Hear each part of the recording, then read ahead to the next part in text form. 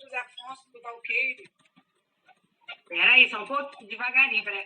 Ângela Andrade, né? Ângela Andrade, Comunidade Campo dos Afonso do Valqueire. Comunidade Campos... já botaram aqui. A Joana botou. Obrigado, Ângela. Tá, obrigada a você. Um abraço. Um abraço. Acho que agora podemos, né? André, você quer dar as coordenadas aí?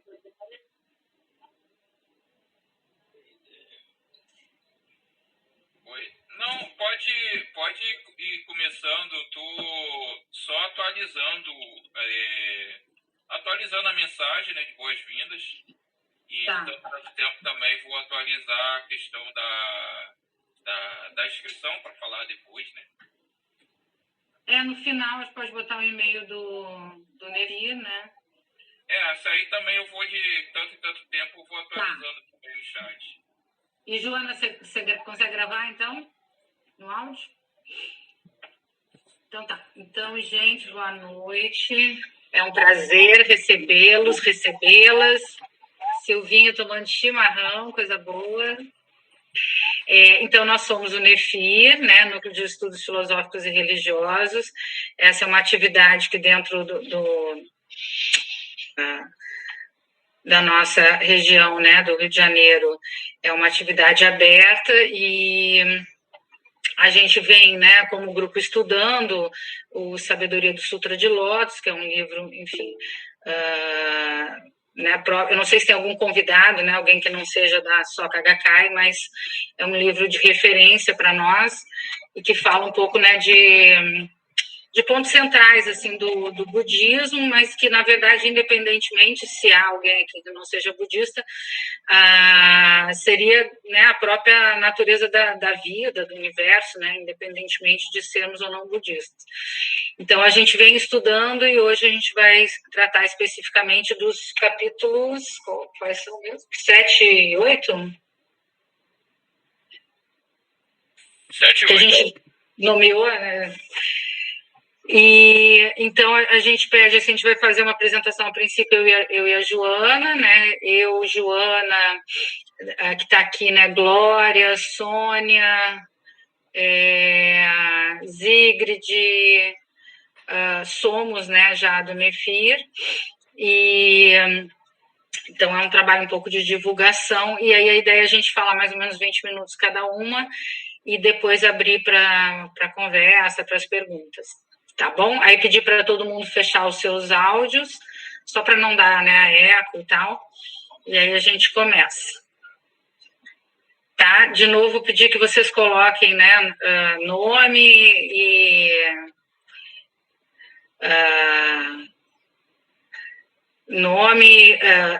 cidade, estado, país, né? Vá lá.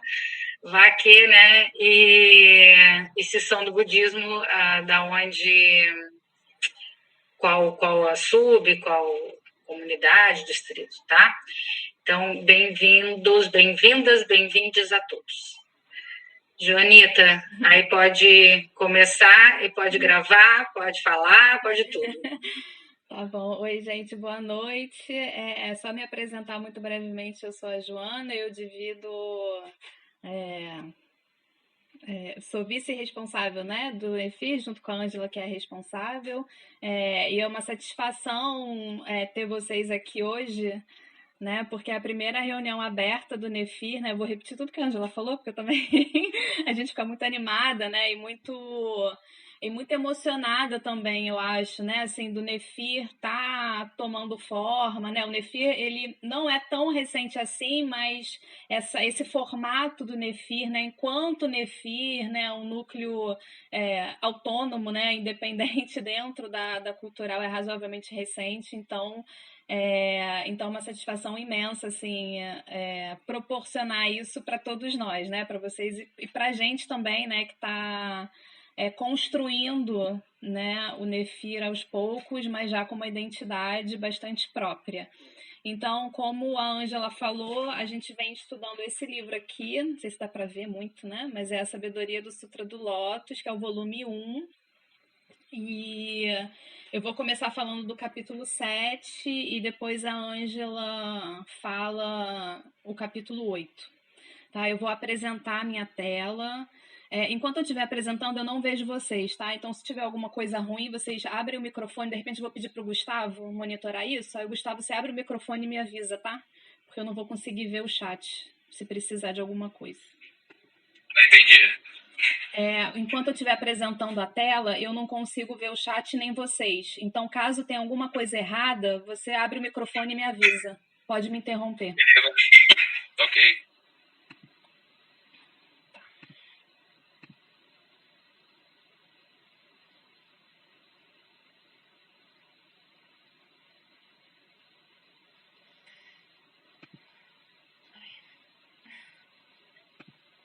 Vocês conseguem ver? Gustavo, você consegue ver? Conseguem ver? Positivo. Tá. Então, gente, o capítulo 7, né, se chama Revelação do Veículo Único do Buda. Conseguimos. Obrigada, Ângela. Se chama A Revelação do Veículo Único do Buda, abrindo as portas para a unicidade de mestre e discípulo. E eu vou fazer meio que um resumo logo no início, né, assim, sobre o que vai versar esse capítulo, que é a unificação dos ensinamentos, né, primeiramente, né, a unificação dos ensinamentos. Eu não tô vendo, não tá aparecendo para mim, não. Tá aparecendo. Você tá no celular? Você tá no celular, Zigrid? Para mim tá aparecendo aqui, Ângelo. Não, para mim também. Para mim também. Eu acho que a Zigrid não tá aparecendo. Mas você tá no celular, Zigrid? Não, eu tô no computador. Para mim não tá. Estranho. Então, todo mundo agora apareceu. Então Agora apareceu. Tá. Tá, eu vou desligar a câmera para ver se melhora a internet aqui, tá? Vou desligar o som também. Bom, gente, então, em breves palavras, né, assim, só para contextualizar dos termos, né, assim, exatos que o capítulo vai falar. Então, o capítulo começa falando da unificação dos ensinamentos e praticantes dos 3 veículos, né, e esse é o principal objeto, digamos assim, que vai nortear todo esse capítulo 7. Então, os três veículos a que se refere esse capítulo são absorção, erudição e bodhisattva. E os ensinamentos, né, são equiparados, a gente vai entender que esses ensinamentos eles vão ser equiparados aos veículos, porque os veículos, eles transportam as pessoas, né? Então, é essa analogia que o próprio livro faz. Então, eles vão ser usados para encaminhar as pessoas, né? Para orientar as pessoas ao veículo único, né? Afinal, o capítulo fala da unificação dos 3 veículos para o veículo único. E o veículo único, nesse sentido, é o próprio caminho do Buda, né? Então, o entendimento é que esse veículo único, né, esse ensinamento, que é o ensinamento do caminho, né, da iluminação, é o mesmo meio, né, que é utilizado pelo próprio Sakyamuni, né, e por todos, né, para atingir a iluminação. Então, para citar, né, um trecho que está na página 155 desse livro e desse capítulo, tá, gente? Mas pode ser que alguém tenha alguma edição diferente, então talvez isso não seja essa página talvez não seja tão exata, né? Só quero só fazer essa ressalva. Mas no capítulo Meios se fala o seguinte: enfatiza repetida e fortemente que a verdadeira intenção do Buda encontra-se somente no veículo único do Buda. A relação de que os 3 veículos são simplesmente os meios e que apenas o veículo único do Buda é o verdadeiro também é chamada de unificação dos 3 veículos em um veículo único. Então, esse, na verdade, é a tese né, do capítulo e é a partir dela, né, que vai se dar o entendimento. Então, muito brevemente, falando, até para contextualizar, né, todo esse estudo, né, desse capítulo que a gente está aqui discutindo, eu queria muito brevemente contextualizar o pré-sutra do Lótus, que são entendimentos importantes para a gente poder compreender, né, toda essa filosofia que vem a partir do Sutra de Lótus. Então, a gente estuda, né, que no pré-sutra de Lótus as pessoas, e aí são palavras do próprio texto, né, deveria estar entre aspas, mas as pessoas dos dois veículos eram amargamente desprezadas. Isso são palavras do próprio livro, e que eram pessoas, né, que são pessoas que viviam no mundo da ilusão e dos desejos. Além disso, no pré-sutra do Lótus, a relação entre causas, né, e efeitos dos 10 estados de vidas, eles são ensinados de forma separadamente. Então, a gente vai ver que, na verdade, isso é ressignificado com o próprio entendimento do Sutra de Lótus. E em relação, né, assim, eu acho que para entender um pouco essa ideia da unificação do veículo único, né, é importante a gente compreender, dentro dessa perspectiva do pré-sutra de Lótus, que eu vou tentar falar um pouco devagar, né, gente, porque às vezes o entendimento não é tão simples assim, né? Às vezes não é nem para mim mesmo. Então, quando a gente fala assim dos discípulos de Shakyamuni, né, assim, tentando entender essa contextualização, né, por meio do pré-sutra de Lótus, a gente entende que os discípulos de Shakyamuni, eles não eram esperados atingir o estado de Buda. Né? Então, quando Shakyamuni Shakyamuni entende isso, né, de que esses discípulos eles eram vistos como nunca chegariam ao estado de Buda, né, a eles foi prometido um estado de Buda numa época futura. Né? O que o Shakyamuni fez?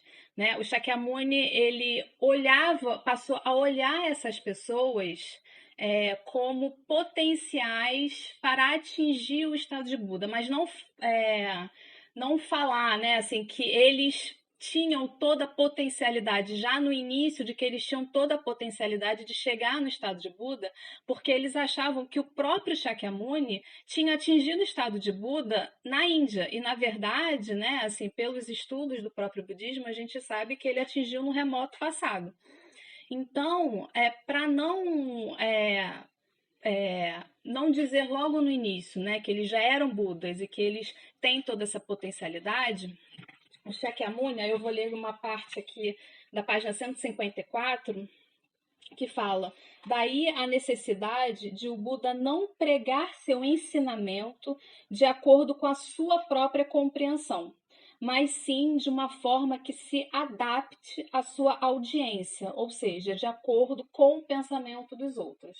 Então, o Shakyamuni, né, a ideia por trás disso é que esses veículos eles vão justamente ser um meio para atingir o estado de Buda. Então, é como se esses discípulos foram vistos como capazes de atingir o estado de Buda, obviamente, mas não antes de passar por um processo de entendimento, né, um processo de aprendizagem, digamos assim, até atingir o estado de Buda. Né? Por isso que esses veículos eles são vistos como um meio indispensável, com a finalidade de preparar esses discípulos para esse ensinamento único, né, esse veículo único, que é o estado inerente de Buda que cada um de nós temos. Muito bem. Então, é por isso que o texto desenvolve a iluminação dos dois veículos. né? Lembrando que os dois veículos, né, de erudição e absorção, né, e o terceiro é o de Bodhisattva.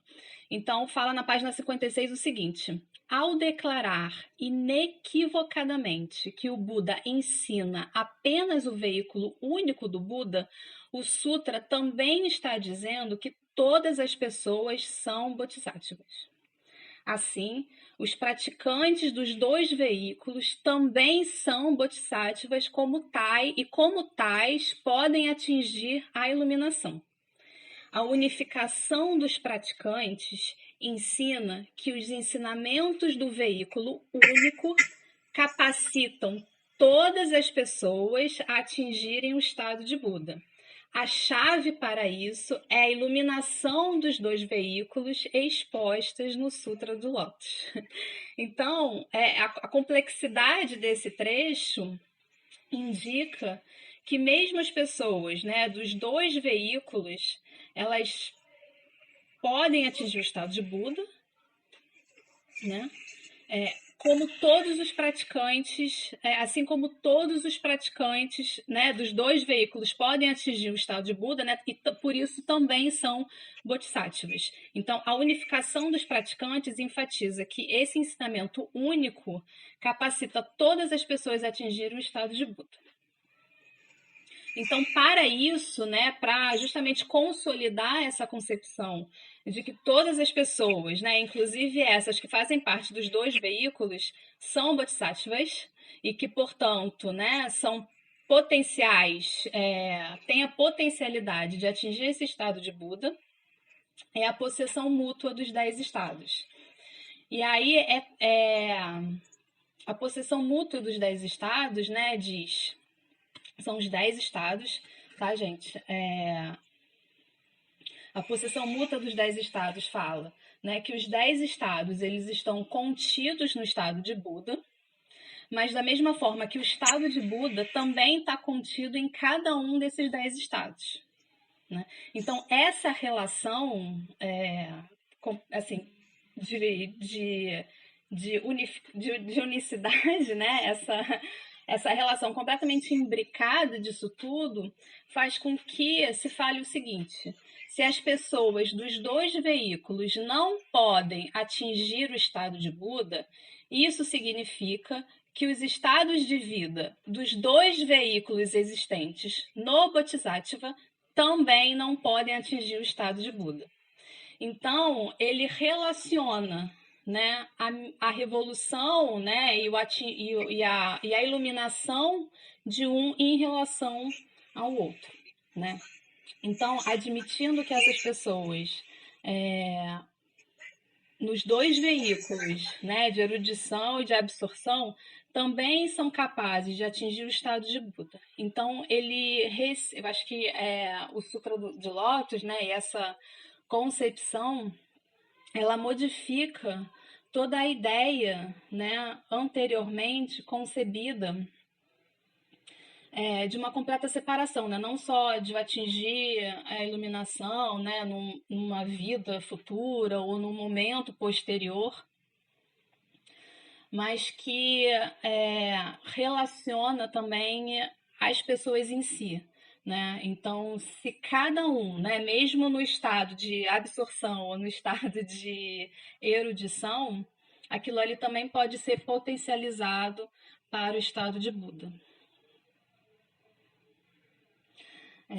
E aí, né, ele diferencia os ensinamentos, né, a unificação dos ensinamentos com a unificação dos praticantes, dizendo que a unificação dos ensinamentos, né, utilizando os veículos para isso, né, seria uma verdade parcial, enquanto que a unificação dos praticantes justamente seria a revelação que todos são bodhisattvas. E aí ele traduz bodhisattvas como um ser grandioso, né? E aí o bodhisattva vai ser aquele, né, não só o praticante do budismo, né, aquele que coloca na prática, que de fato experiencia o budismo na vida real, mas também aquele que propaga o budismo. E aí, né, o Sutra de Lótus, como a gente conhece, que fala, né, da natureza do Buda, que está dentro de cada pessoa, né, isso é inerente, e é a potencialidade inerente, né, do estado de Buda de cada um de nós. E eu gosto sempre do termo que está no livro A Abertura dos Olhos, né, que fala desse estado indomável de Buda que nós temos em cada um de nós. E que, usando, né, um pouco do entendimento do livro, fala que o estado de Buda, né, ele transcende a discriminação, né, alcançando a igualdade. Por quê? Porque quando eu coloco esse entendimento de que, na verdade, todos passam, né, e todos... que é mais do que passar, né? A gente entende, né, por esse processo de aprendizado, né, que é concebido por esses ensinamentos, né? Tanto que ele unifica os 3 veículos, mas que que mais do que essa potencialidade, as pessoas são de fato Buda, né? E aí iguala ontologicamente todo mundo. E a gente entende, né, não mais causa e efeito como algo separado, mas como a simultaneidade de causa e efeito, que é um conceito que a gente vê, né, bastante nas reuniões, né, de palestra da nossa organização para quem faz parte, né, dela. E aí tem uma questão muito importante dentro desse processo que ele denomina de caminho de mestre e discípulo, né? A gente utiliza muito a relação de mestre e discípulo, que é uma relação muito ligado, né, a um juramento original, né, de que todas as pessoas podem trilhar o mesmo caminho da iluminação e que, portanto, todas as pessoas são iguais e não teria essa distinção entre as pessoas, essa distinção no sentido da potencialidade das pessoas emanarem esse estado de Buda.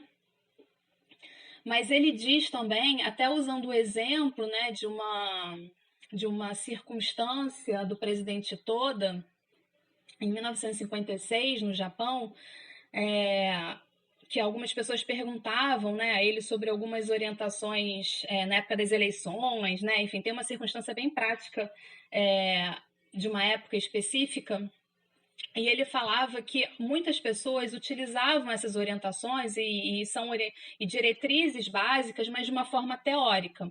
Então, a relação, né, de mestre e discípulo é importante? É claro que é.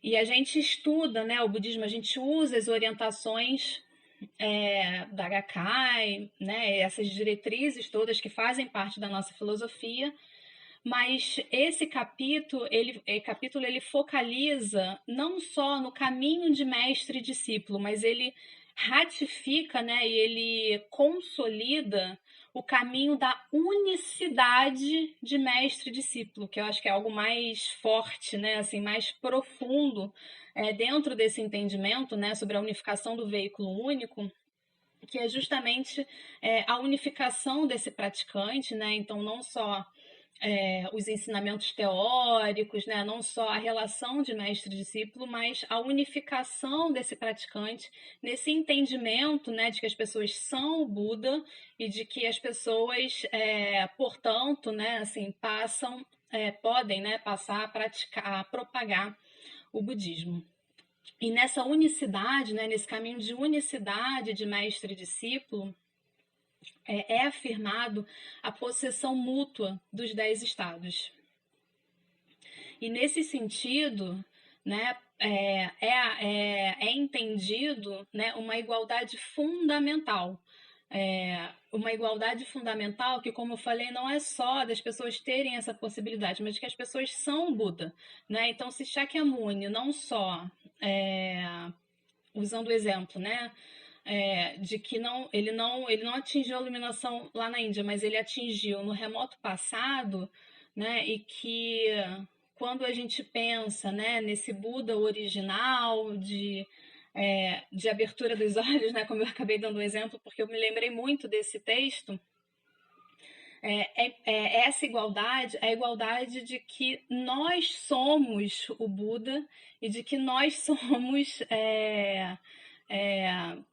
enfim, né, nós somos também Shakyamuni, né? Nós somos o Buda. Então, tem uma igualdade que ela é muito mais profunda do que só entender a igualdade, né, nessa potência de atingir o estado de Buda. E nesse sentido, né, assim, até para a gente pensar um pouco nessa relação, quando a gente entende, né, essa perspectiva de que nós somos o Buda, né, e de que essa possessão mútua, né, esse princípio de possessão mútua que pressupõe, né, essa budicidade, né, dos 10 estados de vida, e que esses 3 veículos, né, eles são meios para a gente atingir a iluminação, né, e que são meios para a gente alcançar, né, esse estado de Buda, a gente entende o quanto fica muito difícil conceber relações, né, de dominação e de controle. Né? Claro que muito da perspectiva histórica, né, do budismo vem da relação feudal, né, de relação de fato de dominação, né, de território, de controle, mas a gente também pode entender de uma forma mais contemporânea, né, assim, e aí se a gente for pensar no Brasil, né, uma relação que não seja discriminatória, né? Eu acho que a gente também vive numa sociedade bastante carregada em termos hierárquicos, em termos desiguais, e quando a gente entende, né, essa igualdade, a gente tira, né, a gente tira, né, preconceitos, né? A gente tira julgamentos, né? A gente entende essa potencialidade do ser humano enquanto ser humano, né? Então, e quando a gente entende, né, assim, por meio desse entendimento, né, da possessão mútua dos 10 estados e da possibilidade, né, de transformação de todos eles, a gente entende que a nossa vida, na verdade, ela é perfeita, né? Às vezes é difícil a gente entender por que a gente precisa passar por determinadas situações, né, para alcançar determinados objetivos.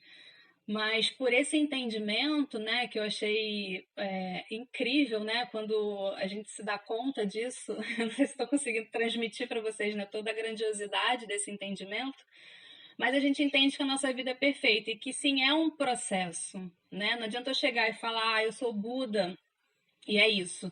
Não, mas é um entendimento, né, de um processo até conseguir, né, e até entender, e até realizar, e até de fato manifestar esse estado de Buda e toda essa budicidade em diversas circunstâncias, né? Então, é isso que eu tinha para dizer para vocês. Agora eu vou passar a palavra para a Ângela. A Joana é um reloginho. Eu falei na hora? 19 minutos. Eu gravei aqui também. Tá. Você quer que eu compartilhe a sua, Ângela? Quero, por favor. Eu estou salvando aqui a sua. Eu vou gravar em 2 momentos para não ficar muito grande. E depois, gente, enquanto a gente prepara aqui, depois, no final, a gente abre para o diálogo, tá? Pode botar aí, Joana. Só um minuto. Também, comentar isso, eu fiz uma opção, né, ao invés de tratar de forma mais geral, de entrar em certos detalhes em que eu fiz o exercício para eu mesmo entender, né, porque a gente fala muito, esse capítulo vai falar muito dos 10 fatores, a gente normalmente sabe que eles são importantes, mas não entende muito bem, pelo menos eu sempre tive dificuldade, né? E aí eu aproveitei essa situação para eu tentar entender melhor, né? Acho que não compreendi plenamente, mas eu fiz um esforço de ruminar, né? Ficar processando. Então tem um monte de, vou avisando, né? Um monte de coisa assim meio quebradinha, né? Meio detalhada, mas é um pouco para tentar fazer esse exercício de compreender de uma vez por todas esse negócio, assim, minimamente, né?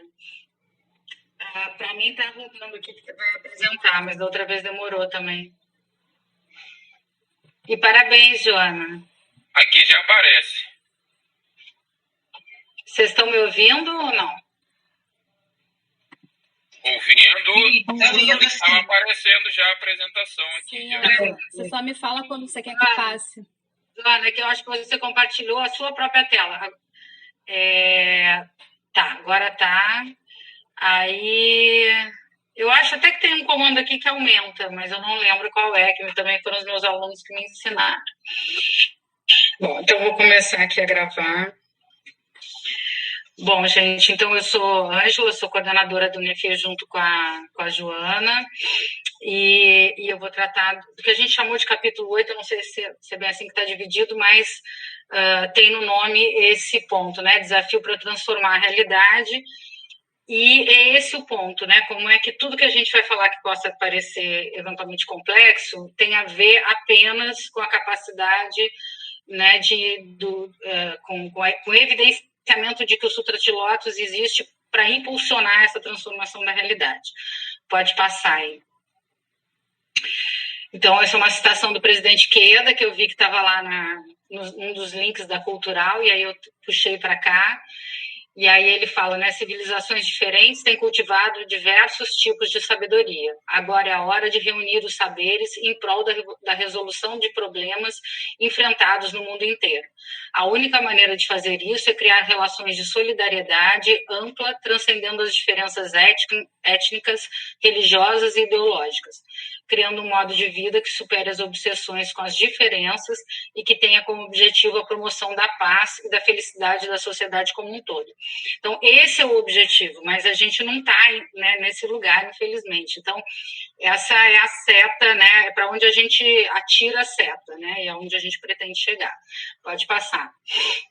Isso não estava no Sabedoria do Sutra de Lótus, tá? Aí aqui já é o iniciozinho desse capítulo que eu fiquei de apresentar, onde eles, no diálogo, citam, né, o texto Seleção do Tempo, e aí está dito lá, né, grandes lutas e disputas como jamais vistas no passado irromperão em todo o Jambudvipa. Aqueles que não despertam para a verdadeira lei perseguirão e caluniarão os praticantes do Sutra de Lótus, e grandes conflitos de escala e magnitude sem precedentes ocorrerão em todo o mundo. Então, por um lado, né, eu quis começar com isso, porque se parece um pouco com o que a gente está vivendo. No texto eles até conversam sobre o fato de que esse anúncio poderia ser a Terceira Guerra Mundial, e o presidente Queda afirma que não, é a Segunda Guerra Mundial, já passou, mas, de uma certa forma, a gente tem algo talvez mais profundo, né, de mais demolidor, né, por exemplo, com a questão da pandemia, que não é só a pandemia, né, as próprias causas da pandemia, isso não brotou da natureza, né, não é espontâneo. E aí fala de uma coisa muito importante que eu acho que é a hipótese da causa, né, para o que está acontecendo e para o fato da gente ter a ver com o que está acontecendo, né? Há uma tragédia, assim, né? Não só em termos de pandemia, mas em termos de sociedade, de forma de viver. No Brasil isso se agrava, e tem a ver com uma coisa que não é ser mal, mas é ser apático ou passivo, e aí é nesse que tem a ver com esse não despertar para a verdadeira lei. Para quem viu e gosta do Matrix, né, o agente Smith fala numa hora, né, o Morfeu fala em algum momento assim, se você não despertou, né, para que a Matrix, o fato de que a Matrix é uma ilusão, você é um agente da Matrix em potencial. Então, se a gente não desperta, se a gente não vai para esse outro patamar, a gente pode facilmente virar agente das piores coisas, né? Isso é importante, porque pode parecer ruim, mas é importante para a gente saber que a gente não está livre disso, né? Senão a gente dá por garantido, eu sou bom, eu sou legal, eu sou budista e não preciso fazer mais nada. Então, esse é um ponto importante, né, do que é o problema. Pode passar. Ficou pequenininho, né? Então, aqui são as equações que eu fui fazendo, igual, diferente, não sei o quê. Então, a questão, a tese fundamental, né, desse capítulo é que a essência real é a essência real de todos os fenômenos. E a tese é que a essência real é todos os fenômenos, ou seja, a tese central e potente, como a Joana já falou, né, que está contida nesses ensinamentos, é que o mundo é esse, né? O lugar de se lapidar e de atingir o estado de Buda é esse, e é nesse momento, né? E é sempre como estiver, o pior ou o melhor, né? O pior nos cria determinadas armadilhas, porque a gente acha que está tudo bem, e o pior a gente tende a achar que não, né?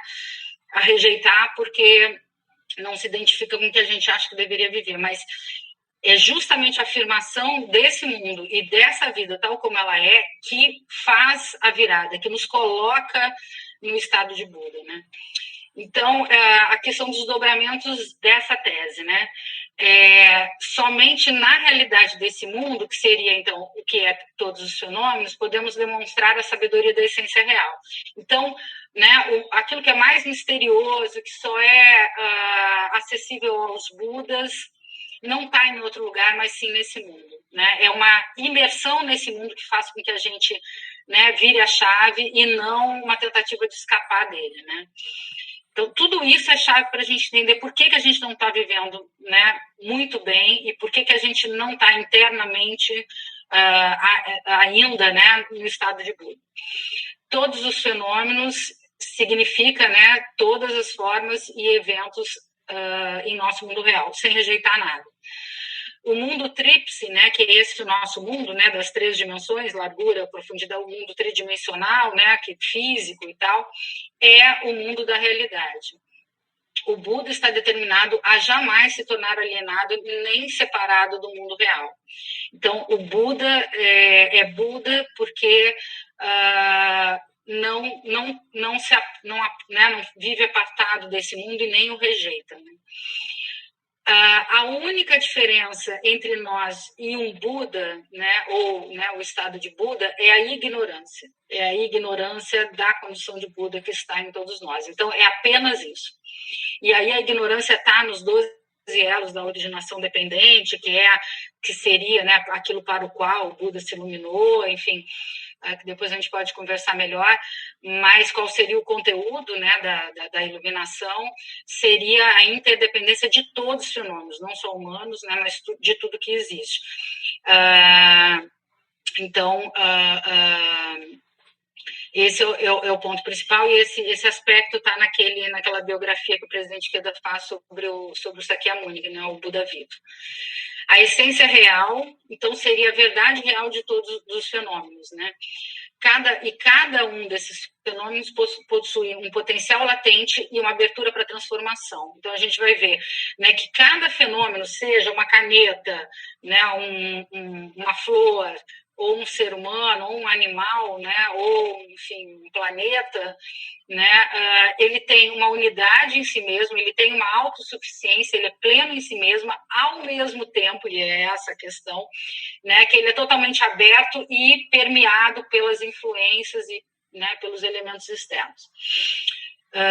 Então, aonde tem, né, o encontro, que é o tempo inteiro, né, de uma unidade em si mesmo, mas que não é fechado e interage com o que está fora, é que a abertura para transformação se dá. Fenômenos dependentes uns dos outros, então os fenômenos eles são né, autossuficientes e ao mesmo tempo dependentes uns dos outros. Então eles são, né, autossuficientes e abertos, né? E aí isso tudo tem a ver com essa doutrina da origem dependente e das 3 verdades que eu vou falar depois. Pode passar. Então, de novo, reforçando a tese, né, que a essência fenômeno é esse mundo, né? No seu pior momento, na sua pior configuração, estado de Buda é afirmá-lo, né? Então, o estado de Buda, né, a ideia de reter isso, que seria muito importante, né? É uma chave, assim, para abertura, né? Para um outro mundo, para uma outra forma de vida, é que o estado de Buda, ele se manifesta, mas ele precisa do mundo Sarra. Ele precisa do pior de nós, do pior das manifestações, da pior configuração, porque é nesse processo que, né, na lógica da flor de lótus, né, que algo vivo e potente acontece. Então, não é um estado de Buda apesar do mundo Sarra, né, desse mundo decaído, né? É como manifestação, né, e a partir da relação e do não sei como é que é isso aqui, né? Mas do contato, né, que o estado de Buda brota, né? Então, um dos grandes problemas para o fato de um mundo não ser o nirvana, né, entre aspas, e nós não atingirmos o estado de Buda, é que a gente pretende, né, um mundo ideal, de uma certa forma rejeitando parte ou a totalidade desse mundo no qual a gente vive.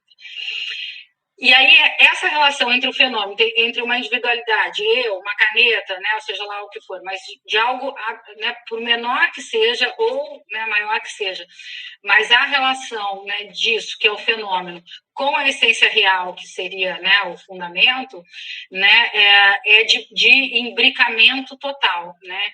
Então, aí tem alguns exemplos que eles vão dar no capítulo, né? Então, o outono que não podemos ver, né, que é a essência real, revela-se em uma única folha que cai, todos os fenômenos. Então, assim, só existe, né, a essência, a plenitude, a vida naquela folha, né, que cai da árvore. Então, nada é insignificante, né? E o fenômeno pleno da vida precisa e só se apresenta concretamente, né, em cada manifestação particular. Cada melodia, a mesma ideia, né? Cada melodia possui sua própria consistência e é parte da grande sinfonia da vida cósmica. Essa vasta força cósmica só pode se manifestar na própria realidade da vida do indivíduo. Aí é o Preleções Robin e Juriot, né? É uma parte que eu tirei de lá. Os fenômenos, né, equivalem a ondas e que equivalem à existência individual, que é ao mesmo tempo igual, né, à essência, né, que seria o oceano em relação às ondas e a verdade da vida em relação à existência individual. Então, tudo é a mesma coisa, e não é também. Onde pode, e aí ao mesmo tempo, né, onde pode ser encontrado o domínio da vida eterna? Aquilo que é eterno está onde? No aqui e agora, no provisório. E aí eles citam também essa escritura do Presente de Arroz, que diz: o verdadeiro caminho está nesse mundo.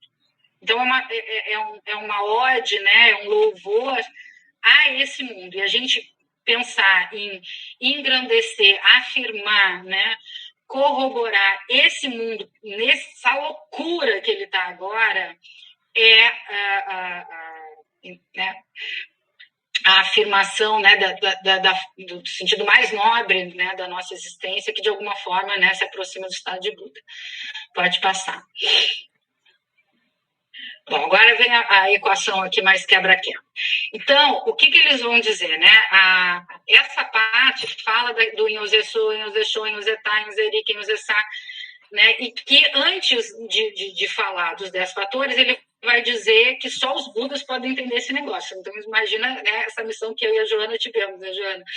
De falar a língua dos Budas, assim, sem saber falar.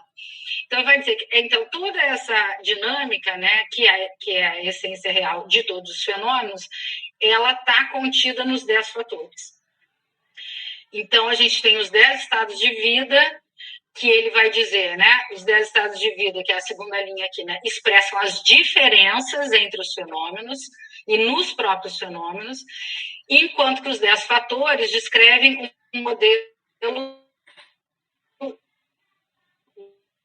de como os 10 fatores trabalham com aquilo que é inalterável, apesar, né, nos diferentes fenômenos, nas diferentes manifestações em cada fenômeno. Então, os 10 fariam, né, um vetor, né? Os 10 estados de vida, né, que eu própria posso, como indivíduo, fenômeno, posso alterar o tempo inteiro, ou, né, cada um tendendo mais a um determinado estado, e ele vai dizer que, né, que isso tudo, 10 estados, 10 fatores, está em todas as coisas, humanas, vivas e inanimadas, né, tudo é composto dos 3.000 mundos, no final das contas, mas, então, tem uma combinação, né, a mudança, da mutabilidade, né, que se manifesta nos 10 estados, com a imutabilidade de certos aspectos que está nos 10 fatores. Tá? Então, essa é a relação de 10 estados e 10 fatores. E aí eu sempre perguntava o que é fator, né? O que é entidade, o que é função, né? E aí eu fui tentar achar isso, né? Então, fator é a palavra gnose, né? Que está sempre antes dos fatores propriamente ditos. Gnose, son, gnose, shon, gnose, tai. E quer dizer assim como ele é. Então, aparência tal como ela é, né? A natureza tal como ela é, que é, né, a tradução lá dos 10 fatores.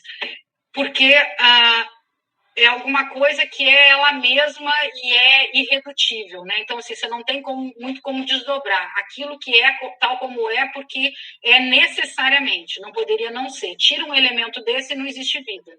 Né? Então, o que ele está falando? Está falando da essência real, está falando de uma sabedoria, né, que é impenetrável. Né? Ele está falando do que é constituído a vida.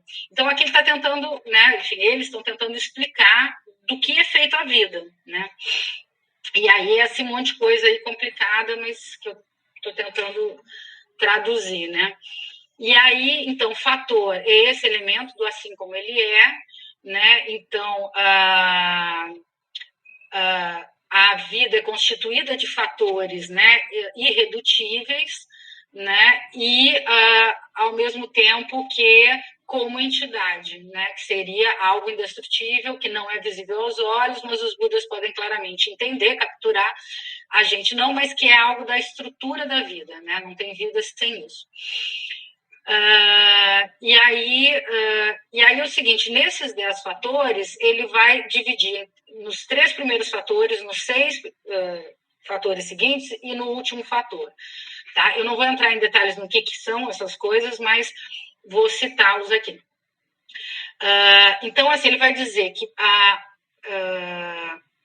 para que a vida exista, ela precisa ser constituída pelos 3 primeiros fatores, que são a aparência, a natureza e a entidade. Tá?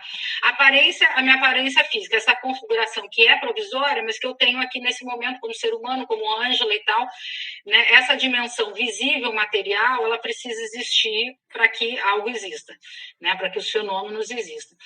Natureza seria, enfim, né, aspectos espirituais, de caráter, né, aquilo que não é capturável, né, a própria vida que se manifesta em mim, né, mas que não está exatamente, não é visível, capturável por essa, né, estrutura física, apesar de estar nela, né, a gente vai dividindo, mas está tudo junto, né.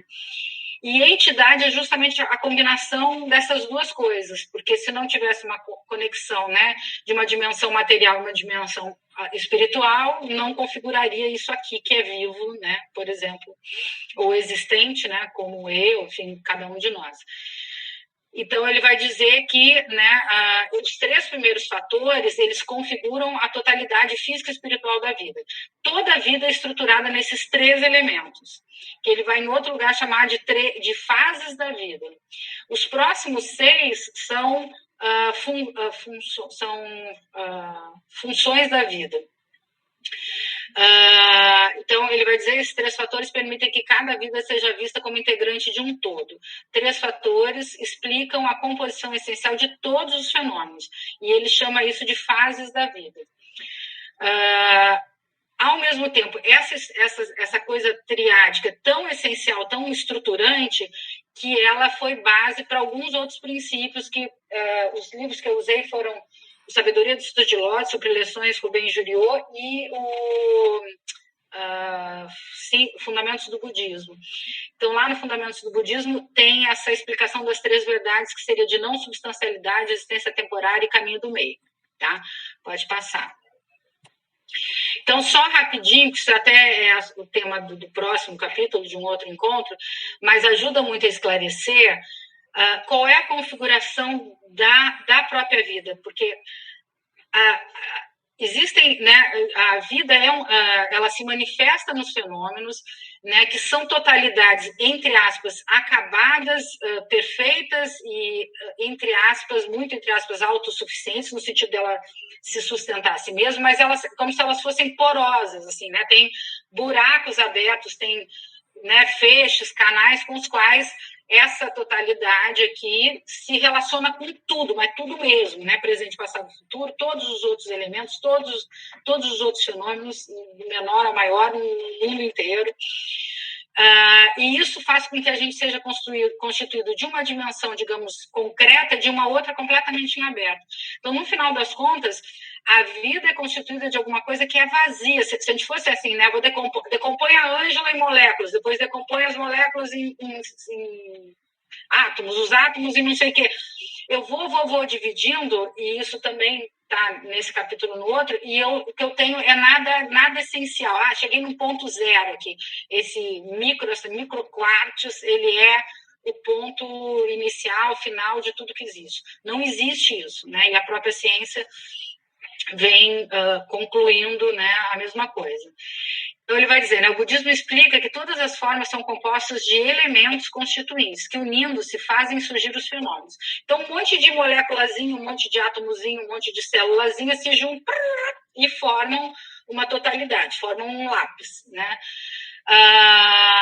Mas isso aqui, né, ele não diz, ele vai dizer, né, ainda assim, isso aqui não é uma existência fixa nem absoluta, porque, né, eu pegando a parte mais visível, né, eu faço a ponta, né, ele já foi maior, agora está menor, o tempo inteiro ele tem uma porosidade, né, tem ar entrando, tem modificações que são imperceptíveis aos olhos.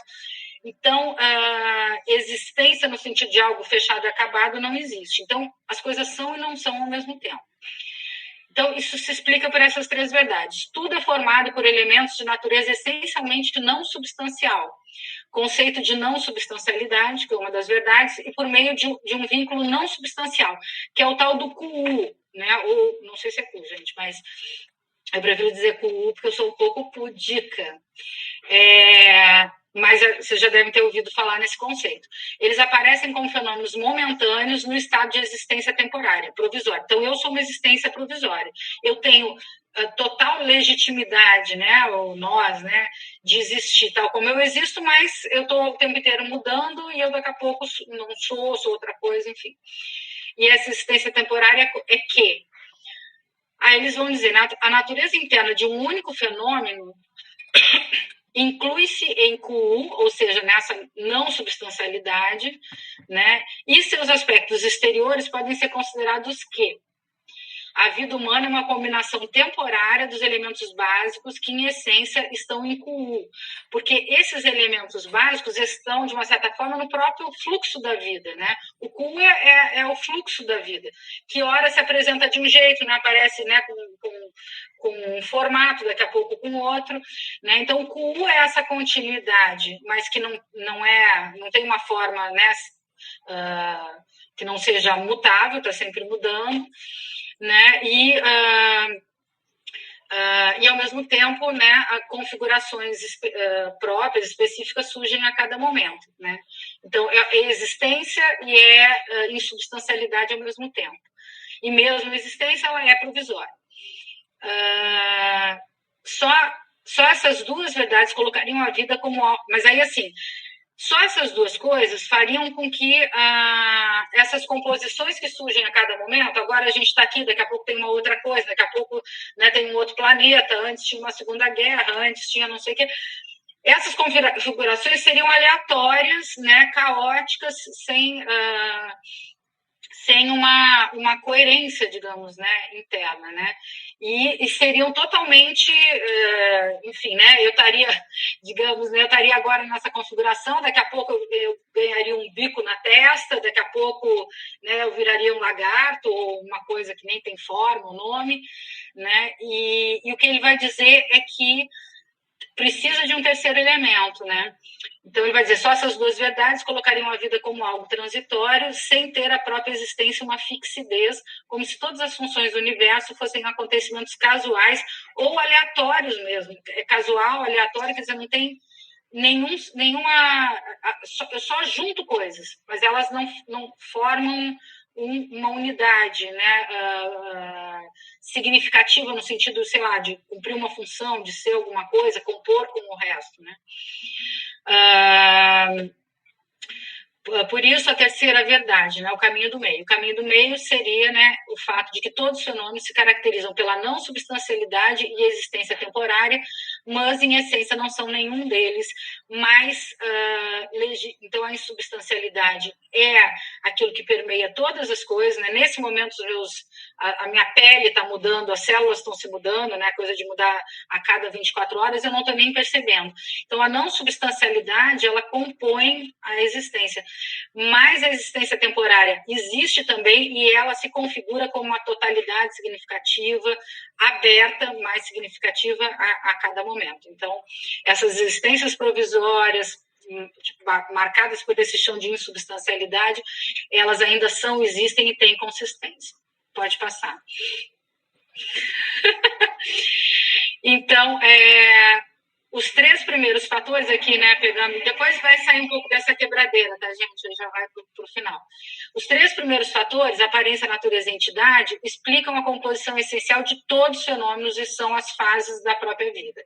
Os 6 fatores que vêm depois, poder, influência, causa interna, causa imanente, relação, efeito latente, efeito manifesto, analisam as funções e o modo como operam esses fenômenos. Então, os 3 são, digamos, os elementos fundamentais da composição da vida, e os outros 6 fatores são funções. Então, como essas coisas, né, se misturam, o modus operandi dessa vida que se configura a partir desses 3 primeiros fatores.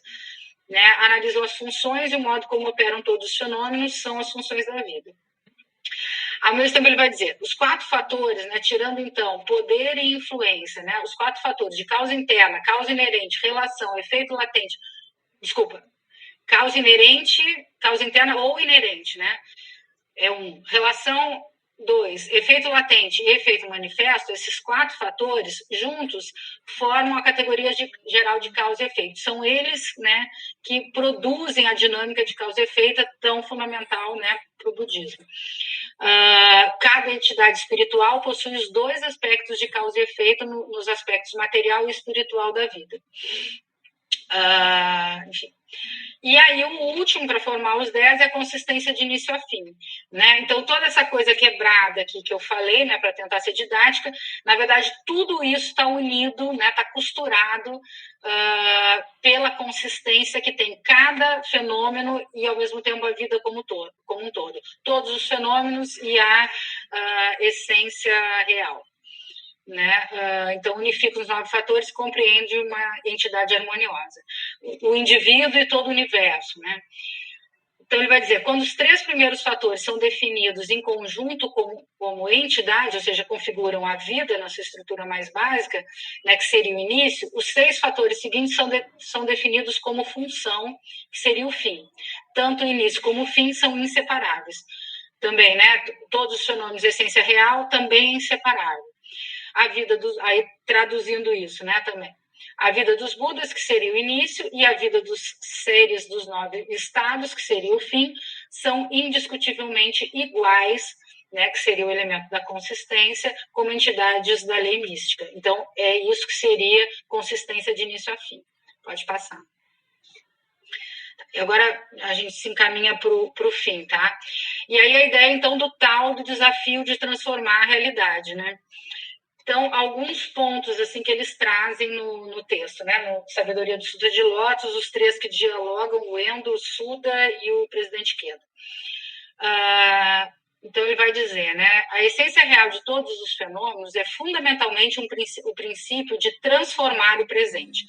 Toda essa dinâmica, né, expõe para que a gente compreenda, né, o modo de funcionamento, a constituição e a grandeza, né, da vida e da realidade, da natureza e do universo, né, para alguma coisa, não é só para eu contemplar esses conceitos, mas fundamentalmente para transformar o presente. Então, está na própria natureza da vida, né, o seu aspecto transformador. Não buscamos aí ele vai dizendo, não buscamos nos ausentar da realidade repleta de sofrimento, não tentamos escapar dela. Então, esse é a questão, né, com a qual a gente tem que se defrontar na frente do espelho, né? O quanto a gente se ausenta ou, né, pratica escapismos assim com relação à realidade quando ela está dura, né? Aí ele vai dizer também, né? A essência real de todos os fenômenos é a sabedoria que capacita as pessoas a evidenciarem o estado de Buda na vida, a concretizarem um mundo onde a paz e a tranquilidade prevaleçam na realidade da existência diária. Aí ele vai falar em algum momento, né, que Tiantai se deu conta de tudo isso, mas propôs um método que era muito difícil, que seria a contemplação. E que aí o Nichiren Daishonin evidencia, né, reduz, né, simplifica essa complexidade que era o método, né, meio talvez só possível para monges e tal, de capacitação, né, para então atingir o estado de Buda, né, reduz isso ao Nam-myoho Renge-kyo, reduz no sentido de simplificar.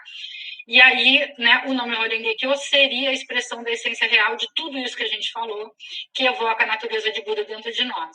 Esse, então, seria o método para atingir o estado de Buda nessa existência. Então, o Nam-myoho Renge-kyo é uma bomba de nêutron, assim, né? Você diz esse negócio e detona, entendeu? Os mares se movem, né? Só que a gente tem que estar imbuído disso, né? Então, obviamente, não é idealismo, nem sempre a gente vai estar assim, mas é entender que essa potência está aí presente, né? E é simples e acessível. É inevitável que aí vai dizer, né? É inevitável que experimentemos sofrimentos e problemas, mas também podemos descobrir que a nossa natureza, que a natureza de nossos sofrimentos e problemas se transformou. Se antes éramos presas de nossos próprios problemas e preocupações, passamos agora a nos preocuparmos pelos outros também.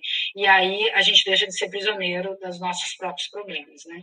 Ter muito problemas muito graves, assim, com todo o respeito a momentos que a gente sabe, sem ser leviana, né, que as pessoas passam por situações muito dramáticas, mas em parte ela tem a ver com uma coisa egóica, né? A gente está muito focado na gente mesmo. E aí ele diz uma coisa que eu também acho que é uma chave, que é uma pérola, assim, né? Que é uma referência à coletânea de obras do Josei Toda, que eu fiquei louca para ler. Tomara que isso... Vou fazer daimoku para que seja traduzido, porque as falas do Toda são incríveis, assim. Ele é um filósofo mesmo. E aí, dentro do Sabedoria do Siddha de Lótus é citado, né? Vocês não acham que descobrir que a vida em si é uma absoluta alegria é o que significa ser Buda? Né? Então, assim, é a vida em si que é, né, a preciosidade. E como a gente, né, cuida dela, né? Pode passar. Aí continua nessa mesma lógica, né? Transformar a realidade, que significa transformar o nosso olhar sobre a realidade, né?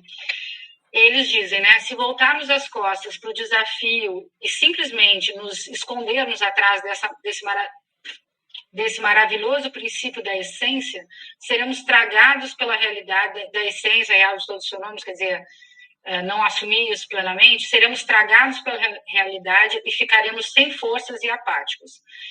E isso é muito temeroso, pois a apatia das pessoas torna-se um campo fértil para aqueles que desejam exercer um poder desenfreado. Então, para mim, isso aqui é a síntese do mal que nós provocamos e que nos faz viver nesse mundo e aqui no Brasil, né, com o acento todo que a gente tem da pandemia e do pandemônio, quer dizer, nós estamos absolutamente entregues à própria sorte, a gente não tem, né, esferas de proteção, né, redes de proteção, né, esferas que nos representem. Claro que a gente tem assim porque a gente vai construindo, mas isso não está dado estruturalmente na sociedade, e a sociedade deveria ser um lugar, né? A sociedade é a rede de proteção, né? Isso está lá nas teorias sociológicas lá atrás, né? Enfim, está na estrutura da própria vida, na lógica dos povos originários, uma vida coletiva, não só entre humanos, mas humanos e a natureza, enfim. E a gente tende a achar que se a gente não é mal, né, não matei, não roubei, não sei, isso é igual a ser bom. Não é. Há uma condição... O apático, de uma certa forma, é pior do que ser mal. Porque há uma ira, uma fúria, há uma atividade, né? Um posicionamento em alguém que é mal, né? Mas a apatia é alguma coisa que justamente nos transforma em agentes Smiths lá da Matrix. eu não tenho a dimensão do mal, eu não tenho a dimensão da complexidade da vida, eu acho que está tudo dado, eu não me posiciono, eu não me coloco, né? O apatos é o é aquele que não está vitalizado, né? É aquele que está meio morto-vivo, né? E essas pessoas, e não necessariamente as más, mas são essas pessoas, porque também a má a gente já vai se armando, né? A gente já vai vendo que a gente tem que criar os antídotos para se proteger, enquanto que a pessoa apática, ela é consumida por qualquer discurso, né? Que facilite a vida dela, que propõe ao mundo, né, uma solução miraculosa, um salvador da pátria, ou um bode expiatório, né, que resolve para ela a questão, porque ela não suporta essa grandeza da vida, e ela vai e é consumida, né, por esse poder desenfreado, enfim, que ganha configurações diferentes a cada momento. Aí ele diz também, na sabedoria da essência real, ensina-nos o contrário, que é nosso dever advertir os líderes que violam o verdadeiro caminho da vida. Isso está claramente evidente nas ações de Daishonin para manter a verdadeira lei. Então, a verdadeira lei, né, ela é fazer o nome Horengekyo, mas ela é algo que acontece na direção, né, e com consistência de início a fim, independentemente de eu estar fazendo ou não daimoku, né, em momentos que eu estou na vida, né, e então, o verdadeiro caminho, tudo que afronta o verdadeiro caminho da vida atenta contra a verdadeira lei. Então, não importa se a gente é budista ou não, né? Há pessoas que são tão em estado de Buda e não necessariamente aderiram ao budismo, assim, mas se aproximam disso porque elas são muito mais cuidadosas, né? Da própria vida, né? E muito mais harmoniosa com aquilo que é o sentido da própria vida, né? E eventualmente pessoas que têm isso como dado, né, estão pervertendo, corroendo, né, a própria vida. Então, desrespeitar a verdadeira lei e a briga que o Daishonin faz, né, assim, com as instituições, com os poderes estabelecidos a ponto, né, de correr risco de vida e de quase morrer, né, é porque ele está defendendo a verdadeira lei, que se ele não dissesse a verdadeira lei, o nome é Horengekyo, eu continuaria sendo a verdadeira lei, que é a defesa da vida, e é a defesa da dignidade da vida. Então, eu acho que a gente está com um problemão, mas eu acho que a gente está com a chave da solução, né, na nossa prática. E aí ele vai dizer, né, não podemos ser verdadeiramente felizes enquanto os outros permanecem miseráveis. Enquanto houver pessoas infelizes, nossa própria felicidade permanecerá incompleta. E aí ele fala, tudo isso, né, essa é a essência da vida vista, essa é a perspectiva da vida vista da essência real de todos os fenômenos. Eis porque o interminável desafio de transformar a realidade é o âmago de ver a essência real de todos os fenômenos. Com esse espírito, o Sr. Toda levantou-se sozinho do solo improdutivo da derrota da Segunda Guerra Mundial. Então, isso é incrível, né? A gente sabe, mas para lembrar a gente, e se eventualmente tem alguém aqui que não é budista, a gente teve, né, o Nichiren Daishonin, que funda esse budismo, como alguém que vive na Idade Média do Japão e que enfrenta as maiores adversidades, e eu tirei daqui porque estava ficando grande, né? Os fenômenos são iguais aos nossos, de peste, de invasão estrangeira, né?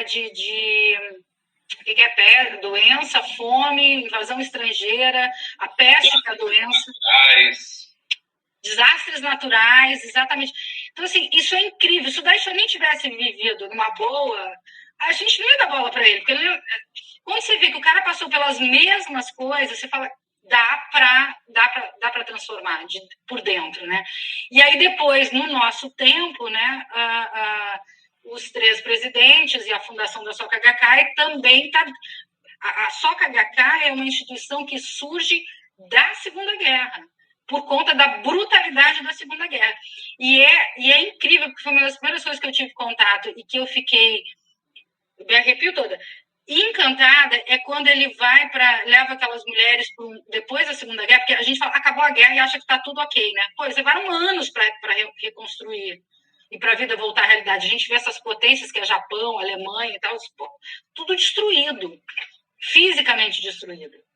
A gente está espiritualmente destruído, mas a gente não está, né, com prédio, tudo abaixo. E ele vai e leva aquelas mulheres, né, para um restaurante chiquérrimo, né, tipo, né, e ele vai e diz assim, ó, são flores, são lírios do campo, que eu vejo aqui, e vai dizer assim, vocês não são aquilo que está lá fora. Tá tudo um horror, tá tudo, né, tudo veio abaixo, tá tudo em ruína, mas vocês não são isso. Não se identifiquem com isso. Isso é um estado provisório, né, com o qual a gente, né, que a gente não deve negar, a gente deve, né, se edificar sobre isso, mas assim, vocês não equivalem a isso. E é a mesma coisa para nós, né? Nós não somos a pandemia e o pandemônio, né? Nós somos a capacidade de reverter tudo isso, mas é só se a gente assumir isso que está acontecendo e entender por quê. Pode passar. Estou no finalzinho, tá, gente? Aqui é um poema que é só para... porque eu acho que é bem legal o tipo de desafio para o qual a gente está sendo convidado, que é muito radical, que é para nos deixar a flor da pele, mas a gente vai ter que ser capaz de suportar, ficar a flor da pele, de se bobear, né, queimar a pele, né, porque é isso que a vida está sendo agora, muito intensa, e a gente não aguenta. A gente está numa sociedade, né, publicitária, da propaganda de margarina, que todo mundo é feliz, assim, né, a felicidade brota da terra, né? E isso nos impediu de viver a vida plenamente. A gente quer colocar, né, a metade da vida, digamos, né, nos 50% em que ela não é boa, digamos, a gente não quer, a gente quer rejeitar. E isso é rejeitar a própria vida. Então, a gente vem rejeitando a própria vida. Quando a gente vê uma situação como a do jacarezinho, a gente não aguenta. Mas a gente tem que aguentar.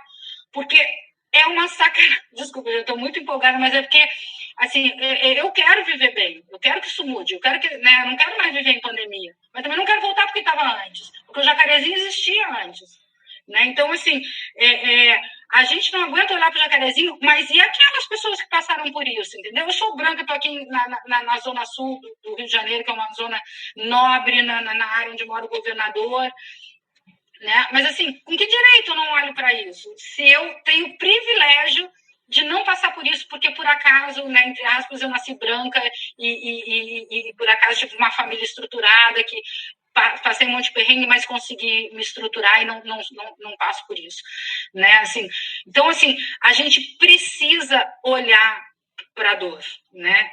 Porque enquanto a gente não olhar para a dor, não é cultivar a dor, mas enquanto a gente não olhar para a dor, a gente não vai superar essa dor. A dor do outro não é passível de ser deixada de lado. E ela volta da pior forma, né? E aí as pessoas não veem sentido, entram em depressão, tem suicídio, tem pandemia, tem não sei o que, porque a gente não está olhando para as coisas.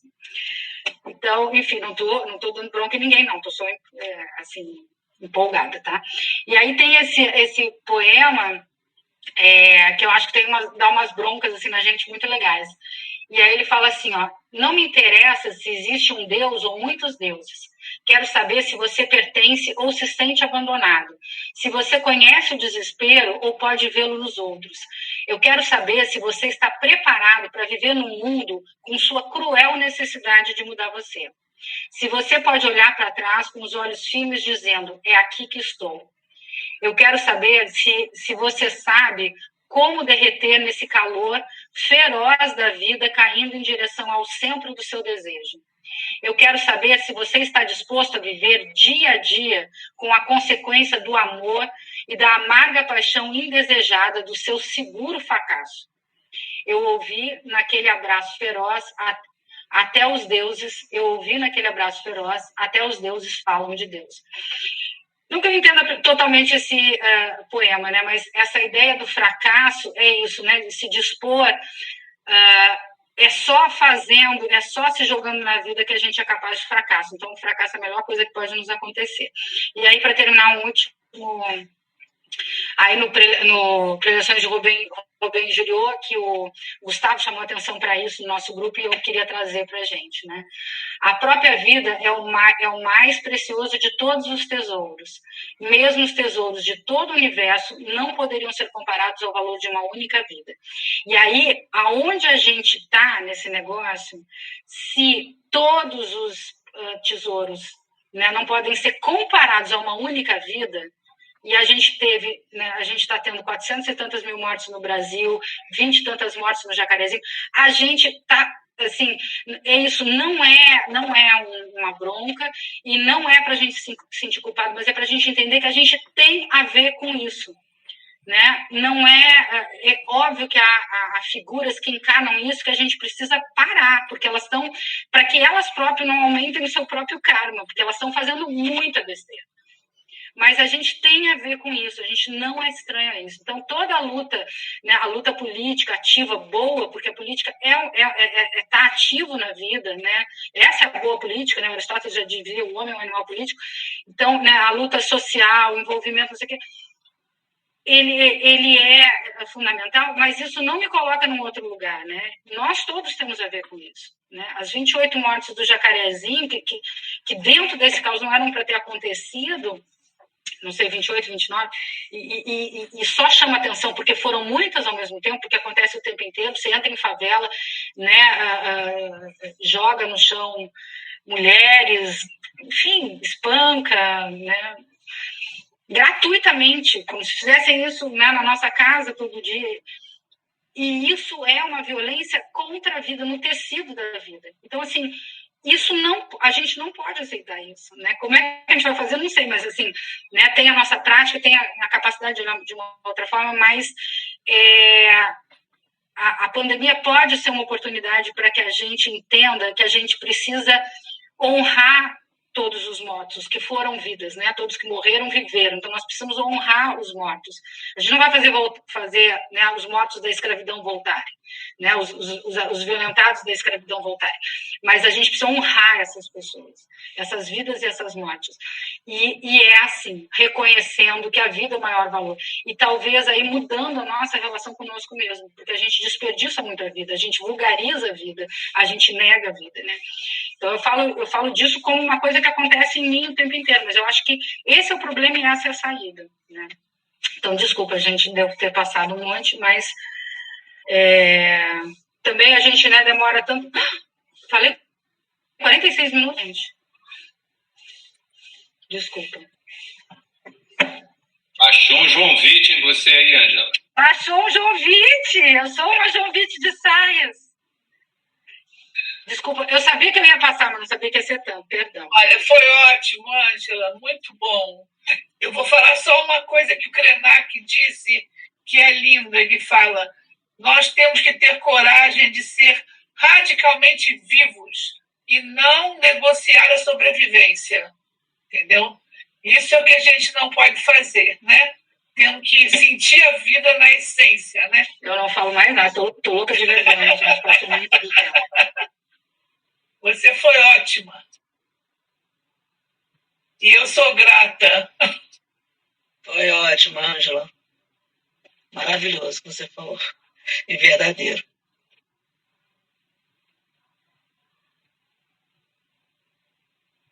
Tá aberto, tá, gente? Que eu falei muito, mas agora eu vou ficar quieta. Agora é com vocês. Parabéns, Ângela. Obrigada, gente. Desculpa, passei demais. Parabéns, Ângela. Parabéns, Joana. Obrigado. Pessoal, podemos se inscrever aqui no chat para começar a falar. Vamos lá.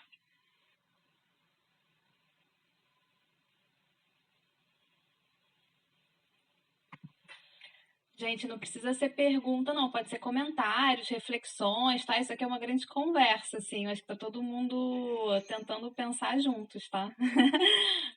Não se sintam acanhados. Eu tô adorando. Na verdade, a gente fica acanhada porque é um outro olhar, né? Que a gente está recebendo agora também com essas informações. Parabéns aí pelo projeto, pelo trabalho. Obrigada. Como é o seu nome? Porque embaixo está João Aguiar. Na verdade, eu passo essa vergonha, porque eu estou usando a conta do meu filho. É assim, agora todo mundo assim. Eu sou Nice Aguiar, aqui do Rio de Janeiro, do Distrito Valqueire, e assim, eu fiquei muito impressionada com essa última fala, essas últimas falas da explanação, porque a gente, às vezes, até enquanto praticante, a gente acaba também nesse vício e banalizando essas informações, né? Foram 23, foram 28, e daqui a uma semana isso não é mais falado, a gente já não pensa mais nisso. Essa estatística também, da quantidade de mortes que a gente vem vivendo, a gente já passa a trabalhar de uma forma matemática, como estatística, e não passa a identificar a vida, um ser humano. E eu acredito que essa proposta que o budismo traz, para estar sempre alertando da dignidade da vida, isso tem que ser praticamente assim, sabe, massificando mesmo. Porque se não for dessa forma, a gente realmente desvia toda essa necessidade e banaliza essas informações, né? E não para mais para perceber e contar vidas, e conta só como números de pessoas que estão indo de uma forma tão absurda. Então, eu acho assim que essa proposta que o budismo traz, que toda a Sensei fez também, quando reuniu aquele grupo de mulheres, é dessa forma. Ele quer mesmo que a gente entenda para não se identificar, não se reconhecer naquele quadro. Isso é muito importante, porque senão a gente acaba sendo também mais um nessa fila, acreditando que realmente não tem jeito e que isso um dia vai passar. Não, ele não vai passar um dia. Ele precisa passar e a partir de agora, quando cada um tomar essa consciência. Isso é o que eu penso de tudo que você colocou aí nesse final. Alguém falou aqui, né, sobre a questão da apatia, desse lugar que a gente negligencia, ou fica, qual foi a palavra do texto? Enfim, a gente fica meio que sem ação, né? É uma coisa um pouco que a gente está vivendo na pandemia também, né? Está acontecendo um monte de atrocidades que ferem a morte da vida humana nos mais variados aspectos da sociedade, tá? Seja pela fome, seja pela violência, seja pela destruição da floresta, seja pela discriminação, gênero, religião, cor. E o ensino que nós praticamos, essa filosofia que é baseada na razão, ela exige de nós ação. Ação, né? E essa ação inicial, ela parte do processo mais profundo e individual, que é a gente realizar essa grande revolução no nosso coração, na nossa mente, né? Que é o que se chama revolução humana, porque tudo na vida, como foi mostrado de uma certa forma aí, tem a iluminação e tem a escuridão. Tem a felicidade e a infelicidade. Tem a alegria, tem o sofrimento. Tem a prosperidade, tem a miséria, né? A questão é como nós iluminamos essa escuridão que nós somos dotados. E uma vez iluminada, como é que nós traduzimos em ação, né, para iluminar, para jogar luz nesses terrenos sombrios da sociedade que a gente está vivendo, né? Daí a importância, né, da propagação. Propagação não no sentido de arrebanhar pessoas e aumentar números, como foi dito, né? Cada morte da pandemia, cada uma dessas nós estamos em quanto já? 200 e 300, quantos mil? 300? Já perdi também. São né, 230 mil mortos, 430 mil mortos. Passou de 430. E notificado, né? Porque não tem... São números, são vidas, são histórias. O Instituto Soca da Amazônia, por exemplo, sob orientação do Ikeda Sensei, está plantando, para cada vida perdida na pandemia, está plantando uma árvore, um sentimento de preencher de significado e honrar cada história, cada vida, cada individualidade única, preciosa que foi e se perdeu por conta dessa realidade da pandemia. Então, é um gesto simbólico, é um gesto de afeto, é um gesto de relembrar o valor da vida, né? Então, eu sei que filósofos, a gente gosta de filosofar até em alemão, mas a gente precisa realmente trazer toda essa filosofia do respeito à dignidade da vida, que nós temos a oportunidade de aprender e aplicar na nossa própria vida dentro da sua Gakkai. A gente precisa realmente pular esse muro da Gakkai e adentrar na sociedade, promovendo ações por meio do nosso comportamento. Então, não adianta nada a gente saber tudo do budismo e ficar lá no estado de erudição e absorção, guardando para si. A gente precisa propagar, a gente precisa ensinar as pessoas a enxergarem que elas têm o potencial de transformar a realidade a partir da própria transformação inicial consigo mesmo, sabe? Então, esse é um grande papel. E como é uma filosofia baseada em princípios, né? O núcleo de estudos e filosofias e religiões tem um grande papel de conscientizar, de abrir os olhos, né, de cuidar para essa reflexão. Então, aproveito até para parabenizar essa atividade que vocês estão promovendo hoje, que está sendo realmente sim, muito rica, muito inspiradora, e que ela possa realmente dar um empurrão, um peteleco de ação na nossa vida individual, né? Como cidadão, como ser humano, como Bodhisattva da Terra, né? É isso. Eu posso me inscrever ou como é que é? Tem que pedir desculpa, eu comi caminho, desculpa. Já Não, tá bem. pode ir falando. Acho que se tiver muita gente, aí o Gustavo vai organizando. Já pode falar. Posso falar? Assim, pensando assim nessa questão da essência real, né, de todos os fenômenos, isso que a gente está citando é um fenômeno que tem uma essência, né? E nessa matéria fala que todos os fenômenos são manifestações da energia do universo, né? Seja em estado de inferno, seja em estado de luz, estado que for. E se apresenta como os 10 fatores. Então, aqui assim fala assim que oral gorroso é para a gente conseguir evidenciar a essência real de todos os fenômenos, que é a parte iluminada da vida, né? Então, aqui fala assim, né? Essa verdade absoluta vista pelo Buda é diferente da realidade que os seres humanos não iluminados e iludidos podem ver. Cada pessoa deve se empenhar continuamente para aproximar-se da percepção da verdade absoluta. E para isso que serve a nossa prática budista. A transformação e a reforma são engendradas dessa maneira. Ou seremos tragados pela realidade e ficaremos sem força e apáticos. Né? E mais adiante fala assim, a essência real de todos os fenômenos expostos no estudo de Lótus incorpora a filosofia, possibilita a todos os indivíduos transformarem a realidade. Não ensina fatalismo nem resignação passiva, para desenvolver em nós a flexibilidade que nos permita romper essa passividade e romper o sentido de fraqueza. Surgir o espírito de luta, a determinação de efetuar mudanças a todo custo. O João Luiz falou, e a mudança começa dentro da gente, né? O espírito de responsabilidade que possa perguntar novamente, o que é que eu devo fazer agora? O que é que eu posso fazer, né? E aí Sensei cita aqui, uma grandiosa revolução humana de uma única pessoa irá um dia impulsionar a mudança total do destino de um país. Pode parecer uma coisa distante, muito impossível, mas o que mais essa matéria mostra é como nós estamos conectados, estamos todos conectados, né? E a nossa vida, apresentando o estado de flor, é a manifestação desse estado, dessa energia do universo que eu represento, né?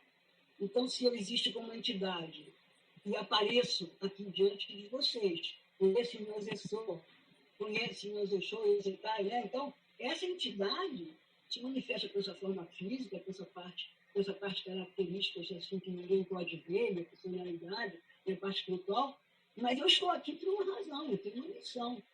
Né? E essa missão, vamos dizer assim, como Deus Sátiva, é eu orar para que esse fenômeno que eu assisto, né, já que eu não faço nada, né, evidencie outro tipo de fator.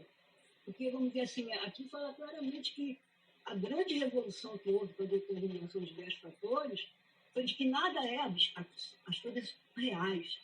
Então, em Osessô e em Jussô, não existe nada que seja somente vulto. Então, esses fatos todos são fenômenos em estado de inferno, em estado de vida, em estado que for, que predomina como a maioria aqui nesse lugar, nós também. Nós não nascemos aqui por acaso, também temos que vir e fazer alguma coisa. Essa alguma coisa começa pela nossa oração. Né?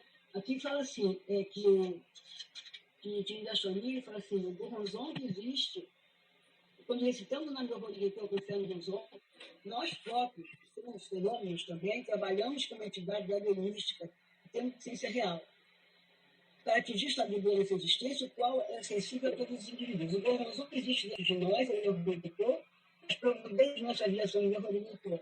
O Goronzon é ao mesmo tempo sabedoria para compreender a essência real de todos os fenômenos e o princípio de substituir a fé por sabedoria. Então, vamos dizer assim, quando eu me sento diante do Goronzon no oro, né, para evidenciar essa essência real, eu vou perceber somente as coisas que eu percebo na forma de Deus no mortal comum. Né? Mas aqui fala, essa essência real, essa verdade absoluta, não vai espelhar no Goronzon o meu estado de inferno. Ali no Goronzon tem o estado de Buda, que vai conseguir fazer eu perceber e levar meu estado de inferno, um estado de uma visão, porque o estado de inferno você não tem saída. Você tá refém. Quem está em estado de inferno, mata ou morre. Mas eu posso, em estado de inferno, diante do Goronzon, orar para que essa essência real, pura, sublime, iluminada, brote dentro de mim. E eu consiga propagar, eu consiga fazer o Shakubun, apesar da pandemia. Tem vários Shakubun que estão tomando a prática, mesmo sem receber o Goronzon. Muitas pessoas estão concretizando Shakubun, porque estão assim, em todas as reuniões ativas, orando e tudo mesmo antes de receber o Goronzon, né? Então, acho que a gente não pode se sentir assim. Existem, claro, formas de agir dentro da sociedade, cada um no seu papel, né? Os professores nos constantes de movimentos políticos já aqui dali, cada um segue a sua maneira de pensar. Mas nós não estamos nulos se não estivermos incluídos nisso. Né? A gente precisa entender que isso é um fenômeno e que a gente precisa aliviar da dor também por essa situação e que esses aspectos, esses fatores são tão doídos para a gente. Não é fácil saber todas essas notícias e ficar indiferente a isso só se tiver com a cabeça ruim. Se tiver com saúde mental, não aguenta, né? Então, a gente, para aguentar, a gente tem que realmente orar o Goronzon e acreditar que funciona, né? Porque se a revolução não é uma pessoa, se a gente está interligado, você não é o único que vai estar aí, né? Você vai estar... Se a gente não preocupar com a nossa revolução humana, nós vamos simplesmente sermos incluídos nessa avalanche de sofrimento sem conseguir passar para o outro a esperança, a coragem, para construir uma sociedade melhor. Porque o nosso coração também tem várias exclusões. Existe muita gente que a gente pensa assim, olha, é lixo. Não existe lixo, porque o estado de inferno, a aparência de demônio, ele tem o estado de Buda, né? E eu posso orar para que a minha situação mude, que a verdade prevaleça, um país desordenado, refém de mentiras. Tudo isso são coisas que a gente ora por questões sociais também, sabe? Então, assim, eu acredito assim, que esse estudo é para nos dar esperança, nos mostrar que existe a possibilidade de mudar. Porque até o que está aparecendo aí é uma forma dessa energia se evidenciar. Essa energia, ela evidencia na gente, quando a gente está em estado de inferno, está um monte de coisa errada na vida, também é essa energia ligando no rolê.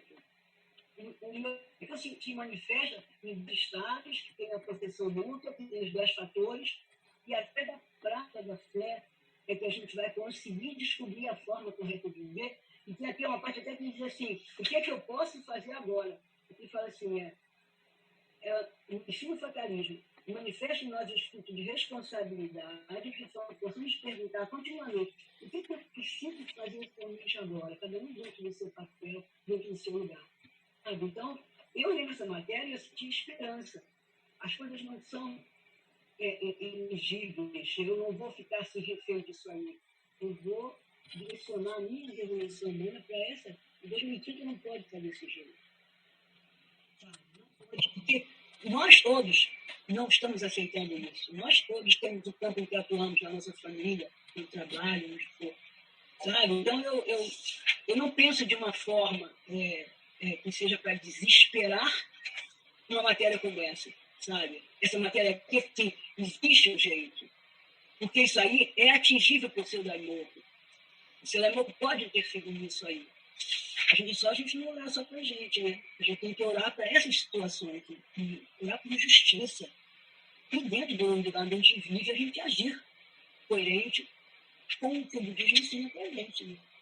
Sabe? Aqui fala assim, só vou encerrar, porque fala assim, aqueles que compreendem a sabedoria da ciência real de todos os fenômenos, que fala assim, só a gente orando para conseguir compreender, né? Já para sofrer ilusões sofrendo, né? Podem transformar qualquer tipo de karma numa missão radiantemente brilhante. Quando vocês estiverem absolutamente convictos, vocês estarão repletos de esperança. Cada pessoa e cada experiência que encontrarem irão se tornar um tesouro único e precioso. Né? Então, vamos assim, aqui encerra assim, uma vida brilhante e otimista de infinito desafio. Não é de aceitação, mas é de desafio, de esperança, de forma. Eu tenho que acreditar no Deus. Não tem que me convertir, não vai se reclamar. Entende? Eu vejo dessa forma assim, embora eu sofra com tudo isso que eu ouvi, eu acho que essa matéria tem um sentido muito de que mostra pra gente que a gente atinge isso. Isso tudo está ligado com a gente. Né? Tem uma razão para estar aqui. Né? Todos nós temos uma razão para estar aqui, conscientes disso tudo e dispostos a que isso não pode continuar. O princípio budista do Kenzoku, né, Sônia? Kenzoku. Relação compartilhada. E é maravilhoso isso. Por quê, João? Quando o sentido do Kenzoku mostra o seguinte, e se eu conseguir mudar? Eu também influencio. Eu estou sofrendo junto por causa do Kenzoku, mas se eu faço revolução humana, eu mexo no... Eu influencio como uma mudança, perfeito. É isso. Eu não estou sozinha. Puxa vida, tanta gente está fazendo uma luta, lutando por isso muito, né? Tem uma questão que eu acho que a gente precisa tomar muito cuidado, principalmente quando a gente traz essas questões gritantes da sociedade, a gente precisa tomar muito cuidado para não cair, morder a isca da questão política partidária. Isso é uma coisa que a gente precisa ter muito discernimento. Tem um capítulo da Nova Revolução Humana, volume 8, que é muito interessante para a gente entender qual é o papel da Soka Gakkai, qual é o nosso papel, né, dentro desse espectro político partidário que existe, não só no Brasil, mas no mundo, né?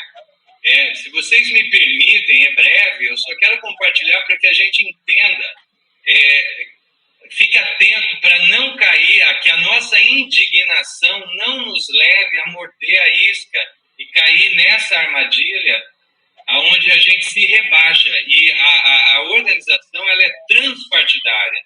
Em que sentido? Desculpa te interromper, mas tem umas 4 ou 5 pessoas. A hora que desculpa, der, tá? Porque só como você já falou, para dar chance de outras pessoas, tá? Depois, se você quiser. No final, compartilhe.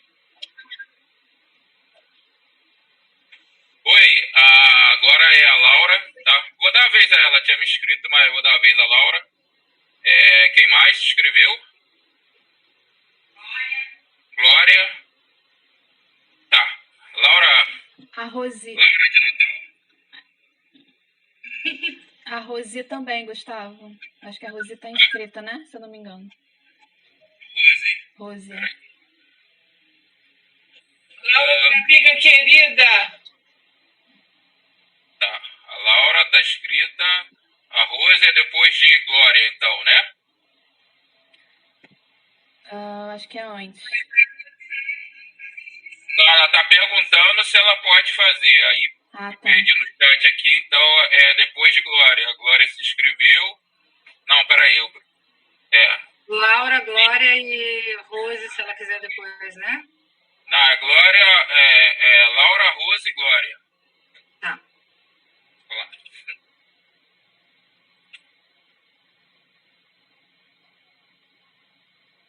Tá sem som, Laura.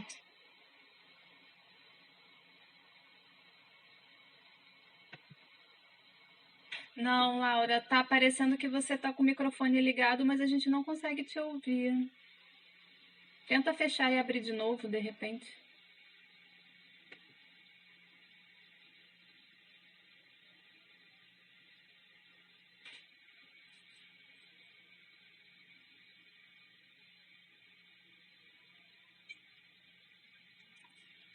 A Laura pode ir falando enquanto a Glória testa aí.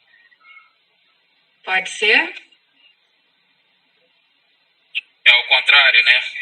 É, só porque ela vai testando. Quando a gente ouvir a Glória falando, a gente sabe que ela pode falar depois. Beleza. Silvia Glória está muito baixinha. Silvia depois de Glória. Né? Laura tá aí. Agora sou eu? Não. Que a Laura saiu para entrar de novo. Entra Glória, depois Laura, depois Silvio. Tá, vamos lá. Não, o que eu queria falar, nós estamos falando da prática e da prática como ensinamento, né, para as pessoas, da prática da fé. E o que a gente vê nessa questão dos estudos, né, fé, prática e estudo, né, o que a gente vê é o quê? Que a fé, ela é inerente às pessoas. Então, o que move é a fé. E se a gente consegue, através do ensinamento dos 10 fatores, dessa criatura que somos todos na vida, né, inteiras, com consistência do início ao fim, mostrar para as pessoas que a fé faz parte da vida e que move as pessoas para o entendimento e para o estudo e para a compreensão da própria vida como vida, né? Como essa alegria de estar aqui no mundo como ser, né? Com esse ser de todos os fenômenos, né? E isso vai fazer na minha prática do Kosen-Rufo, eu faço muito isso, e as pessoas realmente entendem muito quando a gente passa para elas a ideia dos 10 fatores e da essência da fé, porque é uma coisa que começa e termina em si mesmo, né? Quer dizer, nem termina, né? Cresce. A fé te estimula a buscar. Você busca num conhecimento, num aprendizado. Você absorve para quê? Para praticar. Você pratica para quê? Para fortalecer a fé. De novo, né? Então, quer dizer, essa cadeia é uma cadeia muito rica de vida de essência, de todos os fenômenos. Então, isso é uma coisa que as pessoas que não praticam o budismo entendem muito bem. Várias vezes eu falei desse assunto e é uma coisa que faz com que as pessoas pensam. Então, a gente tem que pensar em coisas desse tipo para falar e colocar dentro das nossas realidades, né? Então, estamos enfurecidos? Estamos vivendo em casa? Sim, estamos vivendo em casa uma vida que tem um aspecto provisório, mas não é provisório. Nós temos que aproveitar, assim como diz o Sutra, que este é o momento, é aqui e agora que a gente tem que transformar. Então, temos que usar, sim, esse sofrimento. E o sofrimento é para isso. Essa sociedade, a gente é acostumada a não sofrer. Não, o sofrimento move a fé, move todas as coisas, né? Então, era isso que eu queria falar. Com uma vida que eu tenho tido com as pessoas, minha prática com as pessoas tem sido essa, de passar sempre o que eu estudo dessa forma, mostrando a essência da vida, isso na própria vida, o budismo na própria vida, porque é muito complexo, não é muito simples. E nessa vida, com todas essas mortes que a gente está vivendo, né?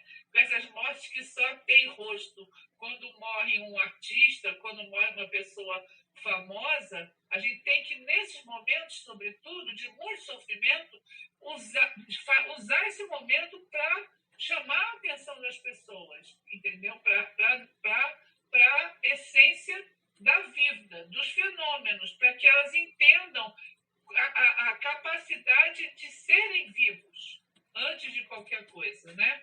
Enfim, é isso. Obrigada. Obrigado, Glória. Laura?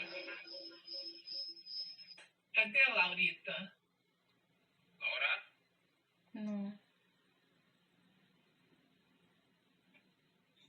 Laura, a gente está te vendo, está com som, mas não estamos te ouvindo. Está com o microfone aberto. Agora você fechou o microfone. Será que o volume do microfone não está baixo? O celular O volume deve estar baixo, talvez.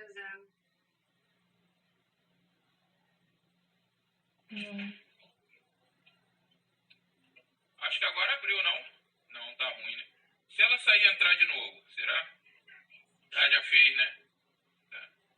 Não está dando para te ouvir, Laura, infelizmente. Ô, Laura, na hora que entra de novo, ela saiu, né? Precisa conectar. Precisa conectar o áudio e o vídeo. Por isso que ela não está conseguindo. Se alguém puder... Agora, vocês estão me ouvindo? Então eu vou falar aqui, porque eu não quero perder essa oportunidade de falar para vocês qual é as coisas que a gente está passando por aqui no Nordeste, né? Além da realidade de todos os fenômenos. Mas a gente está tentando modificar o vocabulário para um número maior de pessoas entenderem o que se fala. Então, a gente está com um problema de cognição mesmo, de cognitivo. Porque eu moro numa vila de pescadores, onde as pessoas têm cultura, mas não têm vocabulário, principalmente um vocabulário que vem escrito tanto nos jornais como nos livros. Então, a nossa batalha aqui é mudar, tentar mudar a forma de explicar. Por exemplo, se eu convidasse um simpatizante para vir ouvir hoje, ele ia entender um terço, talvez.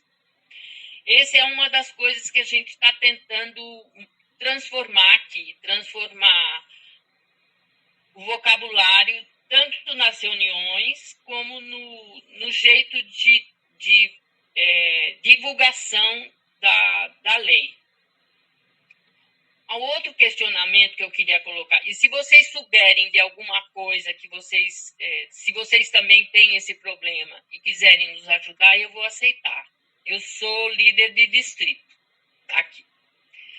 O outro questionamento que eu queria colocar é sobre a divisão LGBT+. Eu moro num lugar que realmente tem muita gente dessas variações de gênero. Porque como é uma vila e é calor, as pessoas aqui elas se jogam mesmo, tanto na aparência como na personalidade. Aqui a gente é muito receptivo a essa diversidade. Então, é isso, os dois questionamentos. Como é que a gente vai falar da sabedoria do Sutra do Lótus para as pessoas que têm dificuldade cognitiva, de vocabulário, inclusive a gente é nordestino, né? O povo aqui é tudo nordestino, o vocabulário é um pouco diferente, e o outro problema de gênero, que a gente, às vezes, generaliza, né? Para os dois gêneros, homem e mulher, ou fêmea e o masculino e o feminino, e as pessoas às vezes não se sentem à vontade. Então é isso que eu queria trazer. Se vocês souberem de alguma novidade para a gente, por favor, compartilhem. A Glória tem o meu contato, é só vocês falarem: ó, Laura, tal, eu achei um texto assim, vou modificar o texto, dá aí para o pessoal. É isso, a gente está pedindo para vocês ajudarem aqui, para a gente poder ampliar a propagação do budismo, ok? É isso só que eu queria falar. Não tem... Posso fazer um comentário? Claro. Sobre o que a Laura falou? O Laura sabe de uma coisa, que mesmo assim, sem ser aí, né, esse texto essa parte que foi estudada hoje, é uma parte que ninguém consegue compreender tudo, né? E para estudar tem que pegar pedacinho por pedacinho, vai lá, vem cá, como todas elas fizeram. Você vê que na apresentação houve esforço grande de fazer pesquisa para poder conseguir compreender. Mas numa parte do capítulo 3, que a gente já passou, fala assim sobre a explanação gentil, né? Sobre falar de uma forma gentil. E aí isso você explica o seguinte: quando você pega uma matéria e estuda, você precisa colocar em termos e que a pessoa que está te ouvindo vai te compreender. Então, vamos dizer assim, é buscando mostrar como que na vida diária dela aquilo pode ser útil de saber. Porque se eu estou sofrendo, se eu estou com uma dor enorme, eu entro e não entendo nada, eu entendo coisas que eu acho bonitas, mas que eu não sei para que serve. Tipo assim, tá faltando pão, aí você fala assim, tem que ver gostou? Tem que dizer por quê, né? Então, assim, a forma que você explica que é uma explanação gentil é você estudar exaustivamente de forma que você consiga tocar em útil para aquela vida estar ali. Mas, veja bem, Sônia, mas eu não estou falando só do contato direto, eu estou falando dos impressos mesmo. Eu acho que existe um problema nos impressos, de como os impressos são escritos, entendeu? Não é só da conversa presencial ou mesmo remota. Nessas conversas até que a gente consegue explicar melhor. Mas se a gente for compartilhar os jornais, ou as revistas, ou os livros, existe um problema de entendimento, entendeu? Eu acho que eu estou falando diretamente com a organização assim, que faz as edições dos jornais e das revistas, para eles reverem a possibilidade de mudar o vocabulário que é escrito nos impressos que a gente recebe da BSGI. Não é só uma coisa de troca de... Entendeu? Aí é disso que eu estou falando. É maior que isso. Eu vou encaminhar isso, eu vou encaminhar isso para a Leila, que é responsável, né, desse cargo novo aí, ligado aos impressos, né, João? Eu esqueci o nome do cargo. Que lida com os impressos. Eu vou encaminhar essa colocação sua, entendeu? Que é muito importante, que é muito pertinente e pode ter certeza que eu não vou esquecer. Bom, muito obrigada, Sônia, muito obrigada a quem se interessou por esse problema, porque o que a gente recebe de impresso, de livro, talvez o carioca, o paulista, o sulista entenda melhor, mas a gente aqui, de lugares mais simples, a gente tem uma certa dificuldade. É disso que é, entendeu? É isso. Mas, Ângela, parabéns, muito obrigada por essa aula, foi muito legal. Eu não vi o comecinho da Joana, mas eu quero agradecer. Delícia te ver, Laura. Laura, você consegue escrever no chat qual é o seu distrito? Fala, Ângela. Não, para você escrever o seu distrito, para a gente poder ouvir ouvir os que foram inscritos e poder encerrar, para a gente não passar muito do tempo. 8h30 já. O Gustavo tinha colocado. Silvio Ela já Cris. colocou o pé de Natal, já colocou. Tá, Silvio Cris. O distrito. Qual é o seu distrito, Laura? Está fechado o microfone. A Glória pode perguntar para ela depois. Distrito Rota do Sol. Rota do Sol. Rota do Sol. Tem como A Soraya escreveu, Rota do Sol. Lindo nome, hein? Silvio. Olá, boa noite a todos e a todas. Silvio. Uma alegria estar aqui, né, poder participar, agradecer o convite, rever aqui, né, várias pessoas assim que moram no meu coração, né. Eu sei que já tá fechando, vai fechar 2 horas, né, é uma pena. Eu não vou me estender. Assim, parabenizar a Joana, né, e também a Ângela, assim, elas super inspiradas, né, eu acho que talvez, assim, para mim, né, aqui aluno, né, ficou presente o tempo todo a frase, né, que inaugurada aí pelo Ikeda Sensei, agora nesses últimos anos, né? Fala que ninguém deve ficar para trás, né? Então, acho que está falando disso, né? Só que isso não é uma abstração.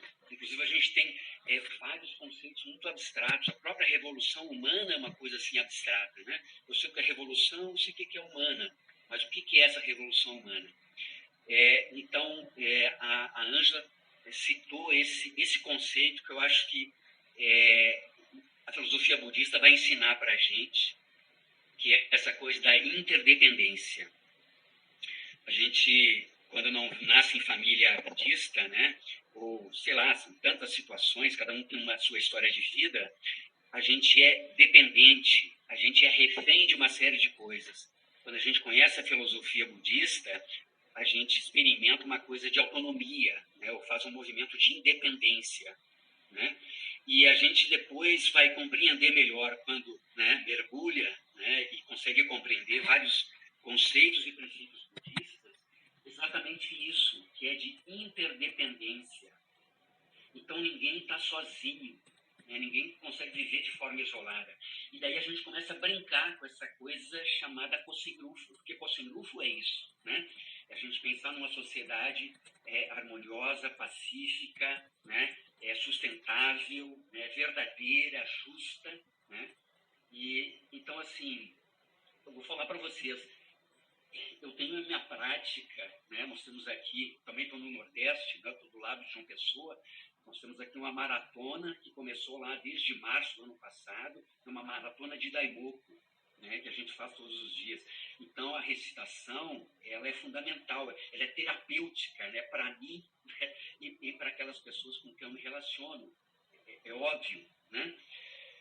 Mas, assim, eu vou falar para vocês, eu já fui e agora retomei, eu sou um militante radical, tá, da causa indígena. Eu sou um defensor ferrenho, entendeu? Das populações LGBT, que mais, né? Essa questão, são várias e várias questões sociais que estão aí, que a gente tem que fazer uma adesão, a gente tem que lutar junto, a gente tem que se posicionar suprapartidariamente, né? O João estava, né? De repente não vai ter espaço para o João, mas é isso, é uma coisa transpartidária. A primeira vez que eu ouvi o João falando, a referência. Isso. Então, acho que é isso. Mas eu, Silvio, budista, que tenho como princípio básico